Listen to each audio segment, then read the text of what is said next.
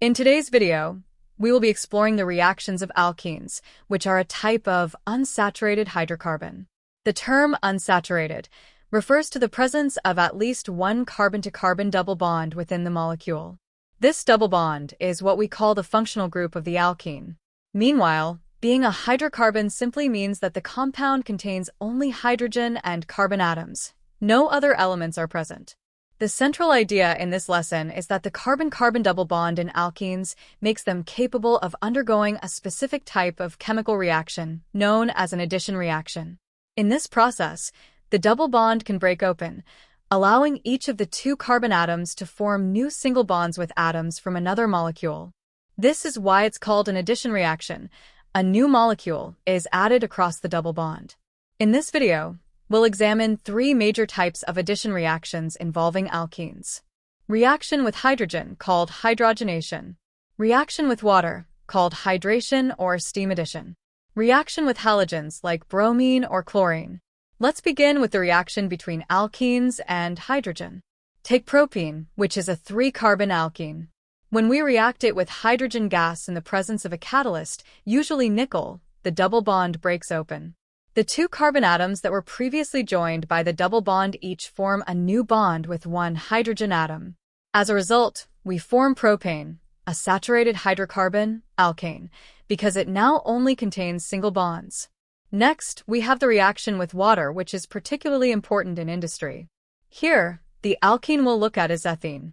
In the presence of a catalyst and at high temperatures, steam, which is just water vapor, reacts with the ethene. Just like before, the double bond in ethene breaks, and the atoms from the water molecule attach to the carbon atoms. The hydrogen atom from water goes to one carbon, and the OH group, hydroxyl group, goes to the other. The result is a compound called ethanol, which is a type of alcohol. Ethanol is widely used, not only in alcoholic beverages but also in solvents, fuels, and industrial chemical processes. Once this reaction is complete, the ethanol product must be separated from any unreacted ethene and remaining water. Ethene has a low boiling point, so if we cool the reaction mixture, the ethene remains a gas, while water and ethanol condense into liquids. Then, to separate the ethanol from water, we use fractional distillation, a method we've studied before.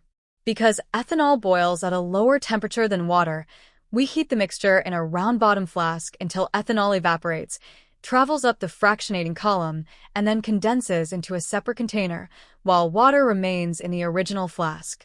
The third important reaction we need to cover is the reaction between alkenes and halogens. This reaction is similar to hydrogenation, but it does not require a catalyst. A common example is the reaction between ethene and bromine. Bromine has an orange color, and when it is added to ethene and gently shaken, the double bond in ethene opens up and each carbon bonds with a bromine atom, forming a compound called dibromothane. As a result of this reaction, the orange color of bromine disappears, and the solution becomes colorless. This behavior forms the basis of a chemical test to distinguish between alkenes and alkanes. Alkenes, which have double bonds, can react with bromine and decolorize the orange solution. In contrast, alkanes do not have double bonds and cannot react with bromine in this way, so the solution remains orange.